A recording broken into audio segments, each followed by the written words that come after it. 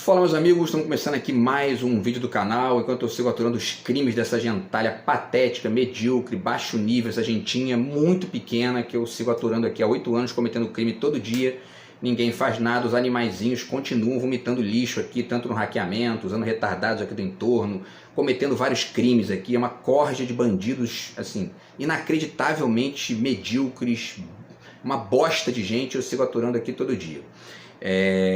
Inclusive eu tenho dito aqui para as pessoas nos últimos dias, para poder inclusive para que as pessoas confiram os vídeos aqui do YouTube para comparar, né?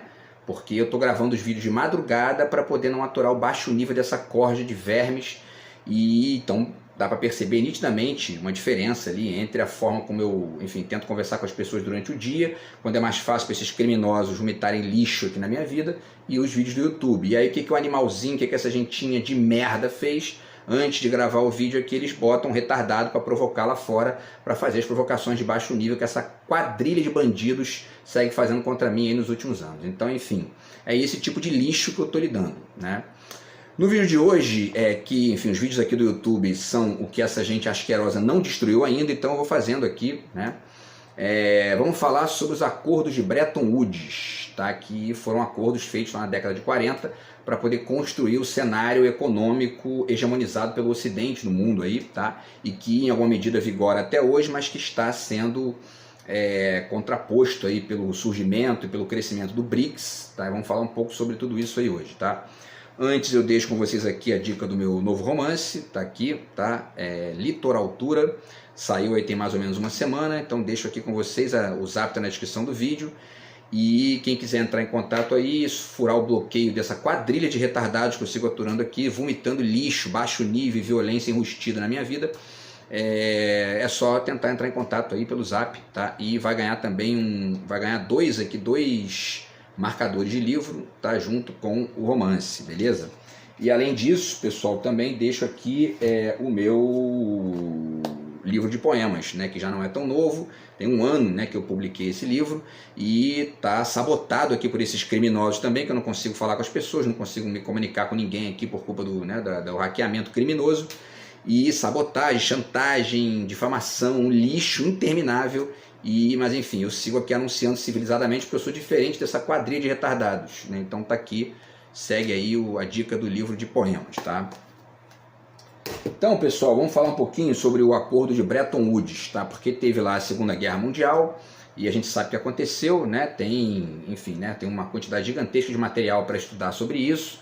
Então houve lá o confronto entre a Alemanha, e aí tinha o apoio da Itália, do Japão, e contra os aliados, que era basicamente todo o resto, né? Então Estados Unidos, Inglaterra, Rússia e etc e tal. E aí quando acabou a Segunda Guerra, estava ali no final da guerra, né? O Ocidente começou a se reunir para tentar articular uma forma de alguma maneira hegemonizar o controle sobre as transações financeiras e comerciais do mundo, tudo isso baseado no dólar, tá? Então vou ler um trechinho para vocês aqui para poder, porque isso foi feito, aconteceu uma reunião, né? Vou falar um pouquinho sobre isso também, nos Estados Unidos, na cidade de Bretton Woods, que fica no estado de New Hampshire, tá?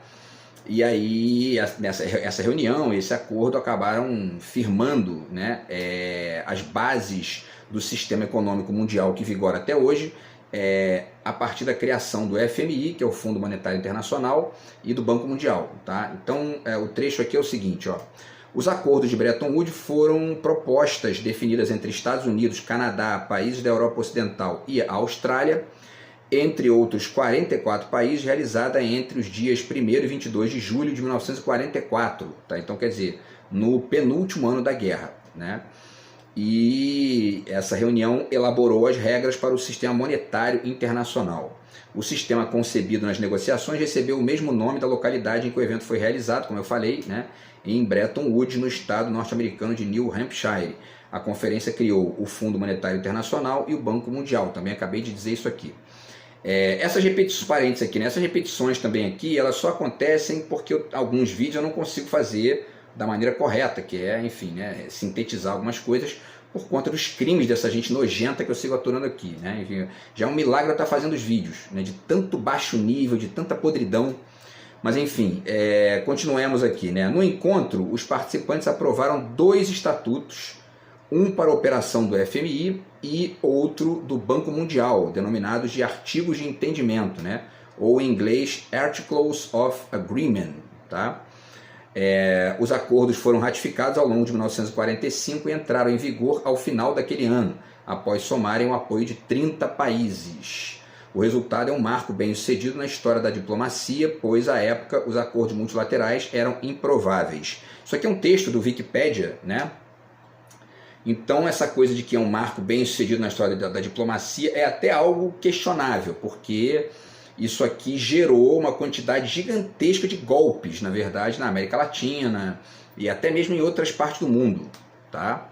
E gera até hoje, né? Porque esse sistema financeiro, né? O mercado financeiro que domina aí uma quantidade gigantesca de cenários no mundo, ele funciona em alguma medida para gerar lucro e tudo mais, mas também para gerar prejuízos, perdas e sabotagem de dinheiro público dos países em desenvolvimento, uma série de problemas que são todos eles derivados desse poder dos Estados Unidos que nasceu aqui desses acordos. Tá?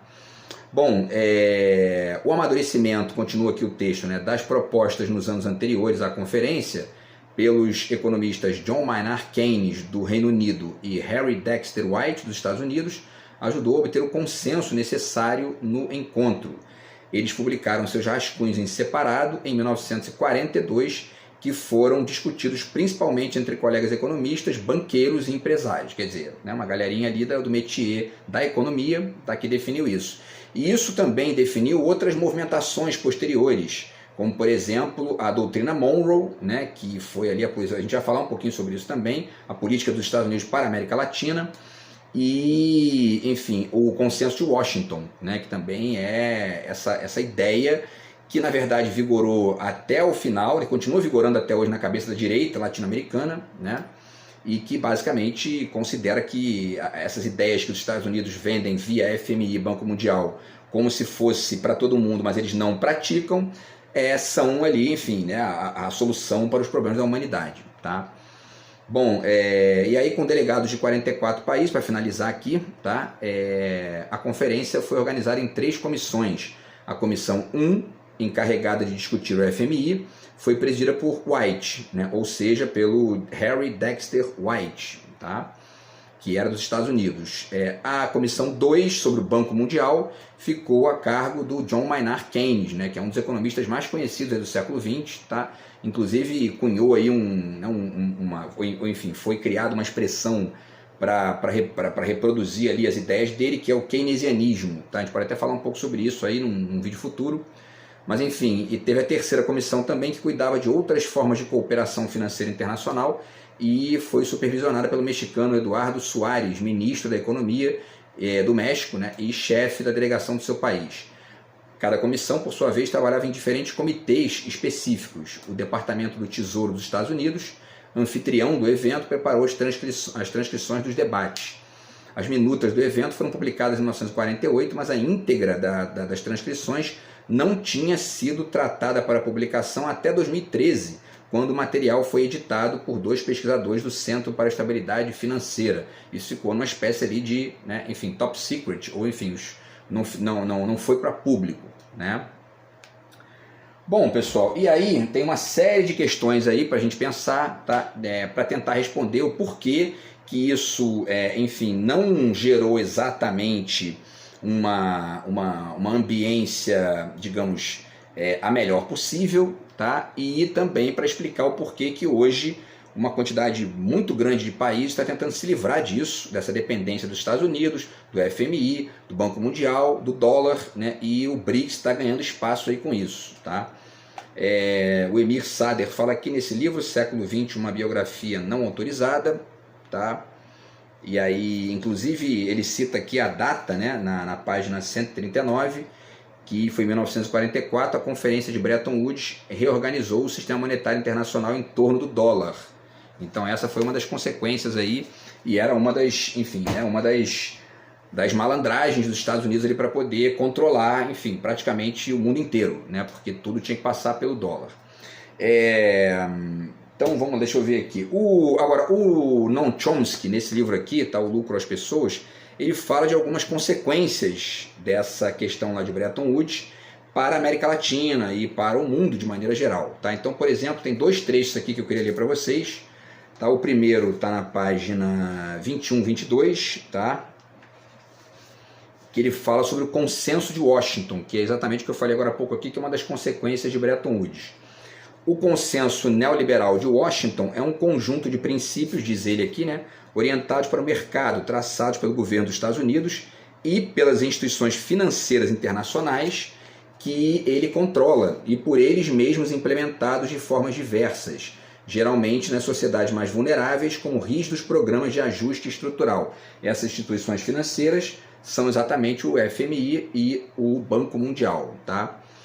Resumidamente, continua o Chomsky, né, as suas regras básicas são liberalização do mercado e do sistema financeiro, fixação dos preços pelo mercado, ajuste de preços, né, fim da inflação, estabilidade macroeconômica e privatização. Os governos devem ficar fora do caminho. Por isso essas ideias aí de Estado mínimo e etc. e tal, né? Portanto, também a população, se o governo for democrático, né? Embora essa conclusão permaneça implícita, né? As decisões daqueles que impõem o consenso têm, é claro, um grande impacto sobre a ordem global. Alguns analistas assumem uma posição ainda mais incisiva. A imprensa de negócios internacional se referiu a essas instituições como núcleo de um governo mundial de fato, de uma nova era imperial. Mais crimes aqui dessa gentinha nojenta, sigo aturando aqui, estão monitorando aqui a casa e cometendo crimes usando bandidos aqui fora, quer dizer, é um negócio inacreditável, inacreditável. São 8 anos aturando essa quadrilha e ninguém faz nada, né? Voltemos aqui, página 23 agora, o segundo trecho, tá? E aqui representa, né, mais uma consequência do Bretton Woods e do consenso de Washington. Diz o Chomsky, documentos do alto nível descrevem a principal ameaça a esses interesses, particularmente na América Latina. Ameaças a esses interesses, documentos oficiais dos Estados Unidos.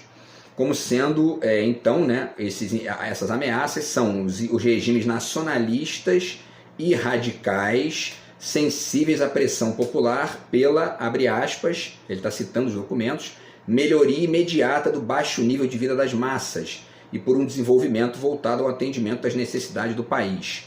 Essas tendências conflitam com a exigência de um clima político e econômico propício para o investimento privado. Isso, entre aspas, é uma citação do documento dos Estados Unidos, né? Com a adequada repatriação dos lucros e a proteção de nossas matérias-primas, nossas, ainda que localizadas em outro país. Eles se referem aqui nesses documentos, o Chomsky, né, pondera isso aqui, eles se referem à matéria-prima dos países da América Latina como sendo deles, né? Então, quer dizer, é esse tipo de absurdo que a gente atura na América Latina desde sempre, e é basicamente por isso que eu disse aqui, inclusive recentemente, quando eu fiz um vídeo aqui para falar sobre a questão da Guerra Fria, que nós aqui na América Latina, em alguma medida, somos uma espécie de cortina de ferro, né, dos Estados Unidos. A gente não consegue se desenvolver, colocar o Estado para funcionar, para poder elevar o nível da economia e do bem-estar da população, que é a única instância que tem capacidade de fazer isso, porque o mercado não tem essa vocação, né? Mas a gente não consegue porque eles ficam aqui justamente sabotando, né? E não só através de golpes e de maneira até direta, de espiões, etc. e tal, como era o caso da Guerra Fria, mas também através de uma direita subserviente que a gente tem aqui no Brasil, da qual esse velho medíocre que eu estou aturando aqui faz parte. E é por isso que ele está me atacando, porque ele é medíocre a ponto de babar o ovo dessa gente e tudo mais, tá? Bom, e aí, pessoal, para finalizar ainda o trecho do Chomsky, ele continua aqui, né? Por essa razão, o influente planejador George Kennan nos aconselhou a, abre aspas, olha só isso aqui, parar de falar de objetivos vagos e pouco realistas, como os direitos humanos, a elevação do nível de vida e a democratização, fecha aspas. E, abre aspas de novo, a tratar de usar conceitos claros de poder, fecha aspas. Abre aspas de novo, desembaraçados de frases idealistas sobre o altruísmo e a beneficência mundial, fecha aspas. Ainda que tais expressões sejam perfeitas e até obrigatórias nos discursos públicos. É evidente que se a gente não for um imbecil medíocre como esse velho patético que eu estou aturando, que na verdade é um perversinho, que deve ler isso aqui, deve achar o máximo isso, né? A gente olha para a Europa, por exemplo, e vê que eles devem rir disso aqui, né? Porque o que eles fizeram foi totalmente diferente disso aqui. Foram desenvolvendo um estado de bem-estar social, seguridade social, saúde pública gratuita de qualidade para todo mundo, investimento em educação e investimento até mesmo em, né, indústria, etc. e tal. Não caíram nessa de ficar seguindo isso aqui. Né? Quem é obrigado a seguir isso aqui é a América Latina a partir da sua direita subserviente, que, enfim, infelizmente é o caso do Brasil, tá? Então, quer dizer, mas eles falam abertamente que eles chamam, né, direitos humanos, elevação de nível de vida, de objetivos vagos e pouco realistas. Né? Como se fosse pouco realista você querer se sentir melhor, ter ali um serviço público de qualidade. Né? Pouco realista porque isso gera prejuízo para eles, né? E não porque não seja realista. Né? Enfim. E aí, pessoal, a última citação ainda do Chomsky aqui, porque tudo isso aqui vocês vão ver que tem uma conexão direta com a forma como o FMI e o Banco Mundial foram se constituindo. Tá? Por último, ele dá um exemplo aqui, né, e fala que ele dá um exemplo do golpe que os Estados Unidos deu na Guatemala em 54, e fala de vários golpes aqui, né?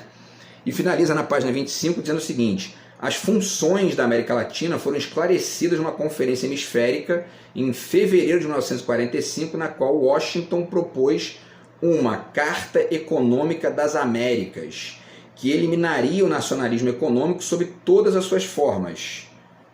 Cá entre nós, menos a deles, né? Tá? Ele continua aqui, o Chomsky: os planejadores de Washington sabiam que não seria fácil impor um tal princípio. Documentos do Departamento de Estado dos Estados Unidos advertiram que os latino-americanos preferem, abre aspas, políticas destinadas a promover uma melhor distribuição da riqueza e a elevar o nível de vida das massas, e estão convencidos de que o maior beneficiário do desenvolvimento dos recursos de um país deve ser o povo do próprio país. Fecha aspas. Tais ideias são inaceitáveis. Né? Os maiores beneficiários, entre aspas, né, dos recursos de um país são os investidores norte-americanos, e a América Latina deve cumprir a sua função de serviço sem preocupações irracionais com o bem-estar geral ou com um desenvolvimento industrial excessivo que possa prejudicar os interesses dos Estados Unidos. Tá? E tudo isso aqui, toda essa pressão, né, exercida sobre a América Latina, foi feita a partir, evidentemente, de golpes, né, como fizeram aqui em todos os países. Golpe no Chile, mataram o presidente do Chile, golpe no Brasil, golpe na Argentina, golpe, enfim, em todos os países basicamente, mas também a partir desses mecanismos aqui de articulação econômica internacional, como o FMI e o Banco Mundial. E aí, para finalizar, pessoal, tem mais uma citação aqui, que eu tenho esse livro, que é o livro de um economista, tá? Que é um economista dos Estados Unidos. Tá? Ele é jornalista do Washington Post, Paul Bluestein, tá aqui o nome dele, Vexame. Certo? Então, os bastidores do FMI na crise que abalou o sistema financeiro mundial. Tá? Foi uma crise ali, se não me engano, no final da década de 90. Tá? E aí tem vários textos aqui, eu vou ler dois aqui para vocês verem como é que isso explica bem, né, o quanto que os Estados Unidos foram prejudiciais aqui para a gente, que só pensam em si, né, enfim.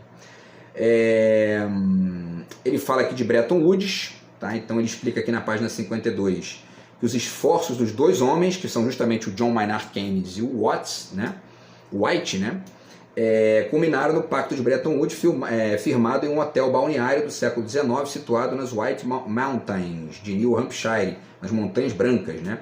Foi ali, 3 semanas após a invasão da Normandia, ou seja, um evento importante da Segunda Guerra lá, né, que representantes de 45 países assinaram o documento criando o Fundo Monetário Internacional e o Banco Mundial. O sistema de Bretton Woods se apoiava no dólar, cujo valor era atrelado ao ouro. Isso ele explica aqui, porque esse era o parâmetro, né? Enfim, colocar o dólar como a moeda vigente enfim, a moeda parâmetro mesmo, né, do comércio internacional, porque isso permitiria que os Estados Unidos manipulassem praticamente tudo. Né?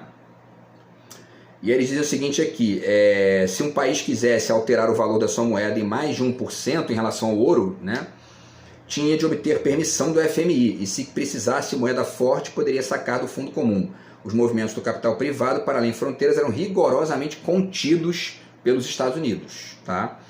Depois de 1973, o Paul Bluestein continua, quando as principais moedas mundiais passaram a competir segundo as forças do mercado, o FMI alterou suas normas a fim de permitir a cada país membro que determinasse se preferia manter o câmbio fixo ou flutuante, ou recorrer a fórmulas mistas, envolvendo ajustes graduais com estabelecimento de faixas dentro das quais a moeda poderia oscilar. Tá? E aí aqui ele diz aqui ele cita na página 53 um ponto-chave para entender o quanto que o FMI, o Banco Mundial, foram importantes para os Estados Unidos ter esse controle que eles têm até hoje. Tá? Olha só isso aqui. O FMI manteve sua estrutura essencial como uma cooperativa para países. Ao ingressar na instituição, cada membro deposita certa quantia no fundo, conhecida como cota, da qual pelo menos 25% devem ser em ouro ou moeda forte. Inclusive o Lula pegou o governo com uma dívida externa, pagou a dívida e ainda emprestou uma cota para o FMI depois, né? Porque tem a cabeça radicalmente diferente da direita brasileira e desse velho nojento que eu sigo aturando aqui. Tá? E aí, para finalizar, eles dizem, o Paul Bluestein diz aqui, né? Um país atravessando dificuldades para saldar suas obrigações financeiras pode imediatamente sacar do fundo seus 25% em moeda forte e, agora olha só, hein? E precisando de mais, pode tomar emprestado valor até 3 vezes superior à sua cota, desde que implemente um programa de reformas aprovado pelo Fundo Monetário Internacional. E esse programa de reformas inclui controle de gasto público, impedimento de gastar em educação, saúde, etc. e tal, e uma série de outras restrições que vão impedindo o país de chegar em patamares europeus, por exemplo. Tá? Bom, e aí houve uma crise violenta na década de 80, que ele explica aqui, mas uma última coisa que eu queria ainda citar aqui do Paul Bluestein, que é um trecho pequeno dele aqui, deixa eu ver o tempo aqui, está na página 58, ele diz aqui que o Bretton Woods teve um colapso, né, nos anos 70, e aí os países ricos começaram a eliminar os mecanismos de controle de movimentos de capitais e os países em desenvolvimento, mas não todos seguiram o exemplo. Ele explica aqui que uma questão é a seguinte, né? Por que isso é interessante, essa questão do FMI, do Banco Mundial, para os países ricos, especialmente Estados Unidos, Inglaterra e tal? Porque como eles têm muito dinheiro, eles têm reservas astronômicas, né? As reservas dos Estados Unidos, por exemplo, a nossa aqui é de 300 bilhões de dólares. Eles têm reservas internacionais de 7 trilhões de dólares, né? Isso dá aí mais de 35 trilhões de reais que eles têm de reservas. Eles pegam esse dinheiro excedente e vão articulando dentro desses mecanismos para poder o dinheiro flutuar, né? A questão é a seguinte, né? Isso interessa para eles porque o dinheiro flutua, o dinheiro que eles têm sobrando, e de alguma maneira acabou interessando também naquele momento, porque não havia inclusive concorrência, né? Não havia, ou melhor, não havia alternativa, né? Para os países menores que não tinham indústria forte, não tinham multinacionais, etc. e tal. Por quê? Porque o país não tem tanto dinheiro, ele pode pegar emprestado para ampliar o seu desenvolvimento. A questão é que esse dinheiro era emprestado, mas não havia nenhum tipo de possibilidade de investir em desenvolvimento interno, porque esse dinheiro vinha com uma série de restrições, né, do FMI e dos Estados Unidos. Então virava uma espécie de bola de neve e isso ia ampliando as dívidas externas dos países, além de não ajudar ali a melhorar em nada. Tá? E por último, pessoal, o Ciro Gomes também fala aqui, tá, no livro dele, sobre um trecho que também ajuda a entender essa questão, porque essa política do FMI e do Banco Mundial foram exatamente as políticas, né, tanto do Banco Mundial quanto do FMI, especialmente essas políticas para os países em desenvolvimento, foram as políticas que foram aos pouquinhos construindo os cenários para o neoliberalismo, né? E aí o Ciro diz aqui na página 214 o seguinte: o neoliberalismo nada mais foi que um instrumento ideológico fabricado pelo novo colonialismo para promover a destruição dos Estados-nação, né? A Margaret Thatcher e o Ronald Reagan começaram nos anos 80 a implementar essa progressiva transferência de poder dos estados para o sistema financeiro e as grandes corporações, impedindo que países como o Brasil se consolidassem de fato como uma economia soberana e alterassem a atual correlação de forças da economia mundial, que, parênteses, é exatamente o que o BRICS está tentando fazer aí agora, né? E está conseguindo, né, de alguma maneira. E aí o Ciro continua aqui, ele diz: esse projeto chegou ao seu auge com a implantação do euro, a moeda única dos países da União Europeia, nos anos 90, destruindo com um único golpe a moeda própria de vários dos estados que outrora foram os mais poderosos do mundo e com ela o seu principal instrumento de política econômica soberana. E aí ele finaliza aqui falando de uma questão do FMI, que eu vou finalizar aqui citando também, tá? Ele fala aqui que as novas indústrias de alta tecnologia foram mantidas nos países centrais, enquanto indústrias menos rentáveis foram deslocadas para países do terceiro mundo. Com o choque de juros nos Estados Unidos e uma política mais restritiva de crédito do FMI, política essa por conta da crise mundial, né? A industrialização de países periféricos que não tinham alta poupança interna ficou inviável. Por quê? Que para eles não ficou inviável? Porque eles tinham poupança interna e controlavam o FMI, né? E aí, enfim, a direita brasileira fala em Estado mínimo, fala em, enfim, né, transforma e destrói a indústria do país e uma série de outras coisas que poderiam estar aí alavancando o crescimento e a gente fica atrasando aqui por culpa dessa gentalha, né?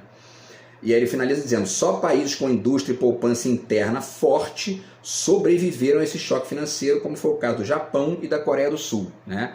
E o Japão e a Coreia do Sul sobreviveram porque eles eram países ali, são até hoje, né, países do leste da Ásia que interessam estrategicamente aos Estados Unidos, né? Enfim, né, tanto o Japão, que foi reconstruído ali, ganhou ali incentivos e tudo mais, mas sob uma série de restrições, e a Coreia do Sul para poder ali, enfim, né, confrontar com a Coreia do Norte e ficar com uma espécie de satélite naquele lugar ali, né? Agora, o ponto é que a maioria esmagadora dos países da América Latina, por exemplo, não tiveram nem essa sorte, né, digamos. E a gente aqui fica, enfim, atrasado, enquanto a renda per capita da Coreia e do Japão, por exemplo, são 4, 5 vezes a brasileira, enfim, tudo mais, tá? Por último, os países, diz aqui, né, os países subdesenvolvidos, incluindo o Brasil, iniciaram um forte processo de desindustrialização, né, como já foi abordado mais detalhadamente em capítulos anteriores. E por último, tá, para a gente finalizar o vídeo aqui, ele diz: os organismos internacionais, o Banco Mundial e o FMI, que foram criados em Bretton Woods, né, perderam as funções de desenvolvimento que tinham no pós-guerra e se tornaram agentes do consenso de Washington, né? Para ter acesso a crédito, países tinham que se desfazer de suas empresas estatais estratégicas, o Estado deveria perder sua capacidade de investimento mergulhado em políticas de austeridade, qualquer política industrial seria eliminada e a gestão das dívidas públicas passaria aos grandes bancos e fundos internacionais. Todos esses sediados, sem surpresa, nos países centrais, Estados Unidos, Inglaterra e tal, tá?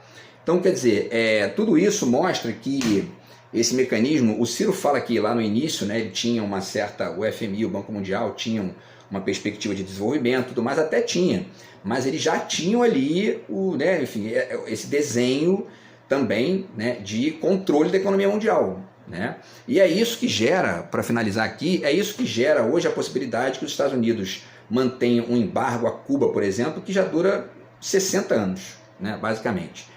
E a Venezuela também está sofrendo com isso, teve aí um embargo que diminuiu pela metade a economia do país, e são esses problemas, esse excesso de poder na mão dos Estados Unidos, essa possibilidade de embargar um país que discorde dele, isso se o país, né, enfim, for vulnerável a esse ponto, porque eles não fazem isso com a Arábia Saudita, por exemplo, que a Arábia Saudita vai borrar na cabeça deles e continua vendendo petróleo lá e ganhando rios de dinheiro, né?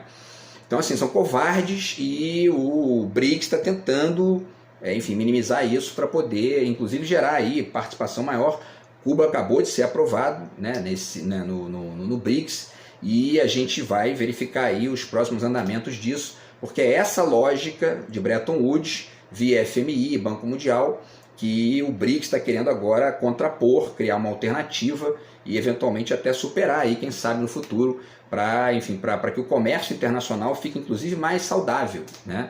E tudo mais, tá? Então é isso, pessoal, a gente se fala no próximo vídeo aí, tá? Enquanto essa gentalha nojenta não destruir, eu vou fazendo aqui, tá? Grande abraço aí, tamo junto, fui.